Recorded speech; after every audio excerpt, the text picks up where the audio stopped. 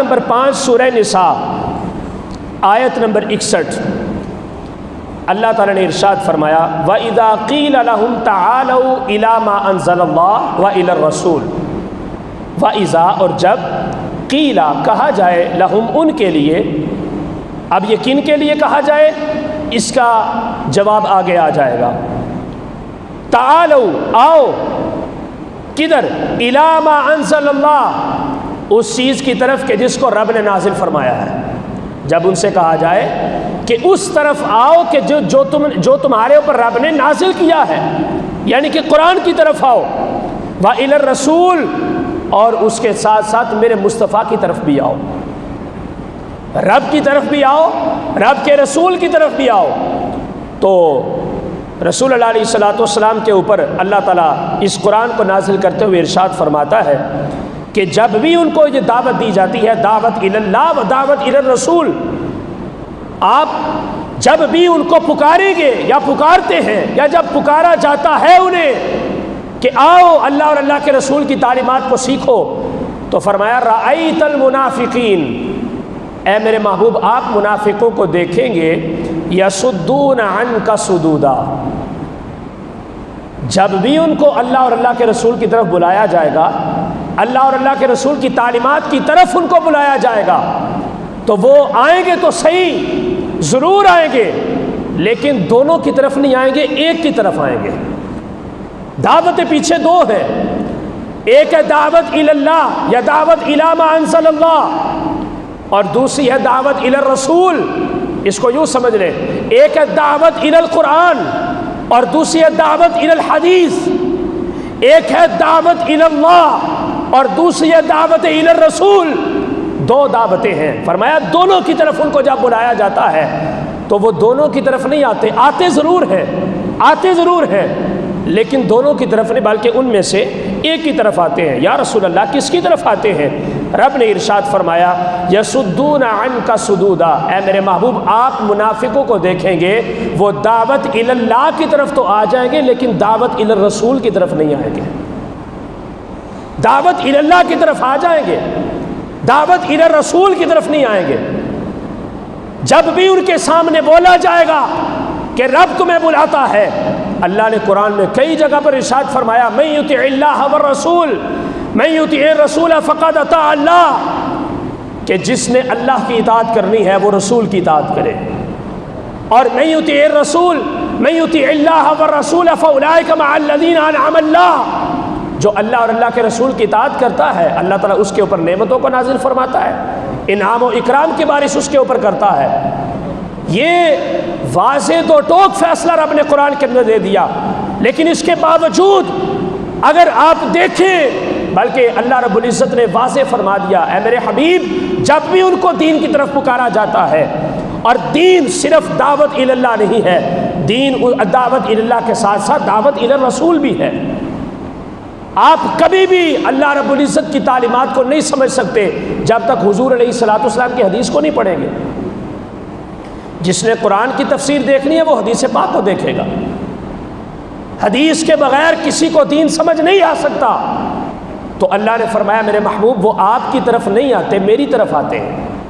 تو قرآن نے یہ بالکل کلیئر بتا دیا، واضح صاف بتا دیا، جس کو دین کی طرف پکارا جائے، مکمل دین کی طرف جسے پکارا جائے، اب وہ دین کے اندر فرق کر کے رب اور رب کے رسول کی باتوں کو علیحدہ علیحدہ کرے، اور علیحدہ کرنے کے بعد وہ رب کی باتوں کی طرف چلا جائے، رب کے رسول کی طرف نہ آئے، تو میرے محبوب نے فرما دیا، اللہ نے فرما دیا کہ میرے محبوب اپنی امت کو بتا دو کہ جو میری طرف آ جاتا ہے تمہاری طرف نہیں آتا، وہ میری بارگاہ سے بھی دفع ہو جائے. وہ منافق ہے، وہ مومن نہیں ہو سکتا. منافق ہے وہ، اس کا اسلام کے ساتھ ایمان کے ساتھ کوئی تعلق نہیں ہے. یہ میں بیان نہیں کر رہا، میرے رب کا قرآن بیان کر رہا ہے. کسی کو بھی کوئی بھی گلہ ہو سکتا ہے، شکوہ ہو سکتا ہے میری بات پر، یا کسی بھی انداز میں وہ میرے ساتھ اعتراض کر سکتا ہے، لیکن جب قرآن کی بات آ جائے گی تو پھر اعتراض ختم ہو جائے گا، اعتراض رفع ہو جائے گا. کیونکہ قرآن ایک ایسی کتاب ہے کہ جو جھوٹ نہیں بولتی.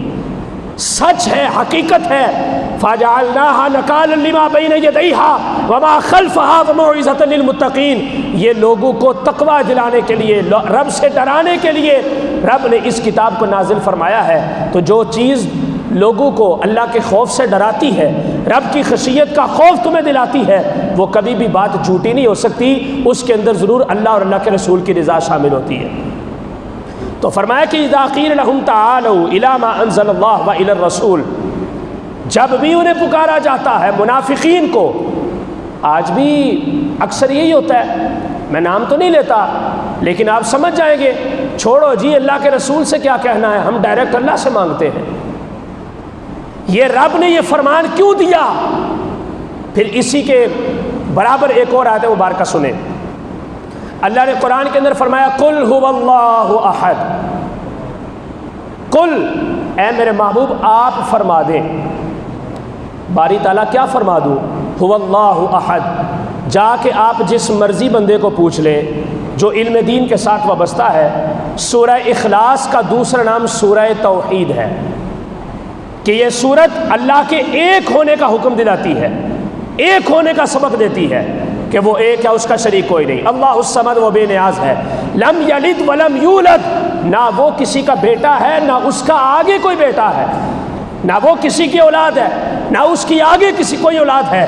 ولم یکن لہ کفوا احد، اور کوئی بندہ بھی ایسا نہیں ہے، کائنات کے اندر کوئی ذات ایسی نہیں ہے جو اللہ رب العزت کے لیے کافی ہو جائے، بلکہ رب جو ہے وہ سب کے لیے کافی ہے۔ رب کو کوئی پورا نہیں کر سکتا، رب سب کو پورا کر سکتا ہے۔ یہ سورت سورہ توحید ہے، لیکن اس کا بیان کہاں سے شروع ہو رہا ہے؟ میرے محبوب آپ فرما دیں، قل، اس کا ترجمہ ہے کہ محبوب آپ فرما دیں۔ قرآن پاک میں کئی مقام پر آیا قل یا ایھا الکافرون، قل هو اللہ احد، قل اعوذ برب الفلق، قل اعوذ برب الناس، قل ان کنتم تحبون اللہ۔ کئی مقامات پر رب نے لفظ قل کو ذکر فرمایا ہے، ہر جگہ پر اس کا ایک ہی ترجمہ ہے، اور یہ امر کا صیغہ ہے، اور خطاب کیا جا رہا ہے رسول اللہ علیہ الصلوۃ والسلام سے کہ اے میرے محبوب آپ فرما دیں، آپ فرما دیں، آپ لوگوں کو تبلیغ کریں۔ اب مجھے یہ بات بتائیں کہ جو رب ہمیں نعمتیں دے سکتا ہے، جو رب ہمیں پیدا کر سکتا ہے، جو رب ہمیں زندگی حیات موت دے سکتا ہے، جو رب ہمیں اولاد دیتا ہے، جو رب ہمیں صحت دیتا ہے، جو رب ہمیں کھانے پینے کی اشیاء دیتا ہے، پہننے اوڑھنے کا لباس دیتا ہے، سب کچھ دیتا ہے، کیا وہ رب ڈائریکٹ ہمیں نہیں بتا سکتا تھا کہ میں ایک ہوں؟ حضور کا واسطہ کیوں استعمال کیا؟ فرمایا قل، اے میرے محبوب آپ فرما دیں۔ یا رب کریم کیا فرما دوں، کیا بتاؤں ان کو؟ فرمایا میرے محبوب آپ فرما دیں هو اللہ احد۔ کسی بھی سلیم العقل بندے سے آپ پوچھ لیں، رب کی توحید کا تذکرہ لفظ قل سے نہیں شروع ہوا، اللہ کی وحدانیت کا تذکرہ لفظ قل سے نہیں شروع ہوا۔ قل میں تو کہا جا رہا ہے محبوب آپ فرما دیں، توحید کی بات شروع ہو رہی ہے تو دوسرے لفظ سے شروع ہو رہی ہے جو کہ ہوا کے ساتھ شروع ہوتا ہے، اور وہ یہ ہے کہ وہ اللہ ایک ہے۔ تعارف اللہ رب العزت کی وحدانیت کا دوسرے حرف سے شروع کیا جا رہا ہے، اور لفظ قل جو ہے اس کا تعلق توحید کے ساتھ نہیں ہے۔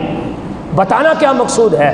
بتانا یہ مقصود ہے کہ اے لوگوں سن لو، جب میں خود رب ہونے کے باوجود اپنا تعارف تمہیں میں اپنے محبوب کی زبان کے ذریعے سے کروا رہا ہوں، تو میں تمہاری حاضری کو کیسے ایسے قبول کر سکتا ہوں کہ جو میرے محبوب کے واسطے سے خالی ہو جائے؟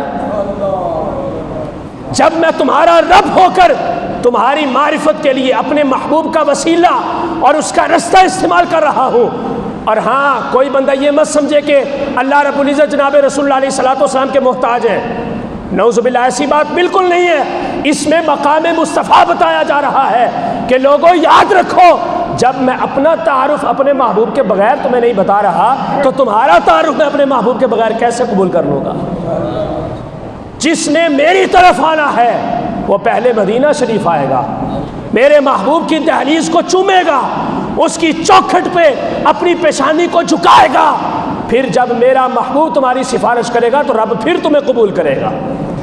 اس لیے فرما دیا کہ محبوب ان کو بتا دے میں اپنی توحید اور وحدانیت کا اعلان تمہاری زبان سے کروا رہا ہوں، اور جو اس طریقے کو مخلوق ہو کے، میں خالق ہو کے اس طریقے کو اپنا رہا ہوں، جو مخلوق ہو کے اس طریقے کو نہ اپنائے میں اس کو مومن نہیں کہتا، وہ دفع ہو جائے میری بارگاہ سے، وہ منافق ہے، وہ چلا جائے، مجھے اس کی کوئی ضرورت نہیں ہے۔